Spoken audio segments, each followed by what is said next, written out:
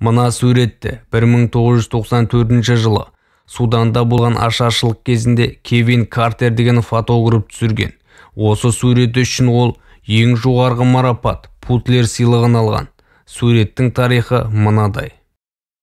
Кішкентай қыз баланың Судандағы аш адамдарға көмек көрсетіп жатқан Біріккен ұлттар ұйымының лагеріне жетпек болып, бір шақырым еңбектеп бара жатқан кезі. Балақанның артында оның өлімін күтіп отырған тасқара құс. Суретті түсіріп болған Картер ештеңе істемей, балаға көмекте көрсетпей, тек тасқараны қуып жіберіп кетіп қалған. Баланың тағдыры не болғанын білмеген. Екі өлімнің ортасында қалған. Баланың тағдырына араласпаған Картер кейін осы ісіне өкініп, құса болып өзіне қол салып өлген. Мәліметтер Сағат Жүсіптің ашаршылық ақиқаты кітабынан алынды. Тоқшылықтың қадіріне жетейік.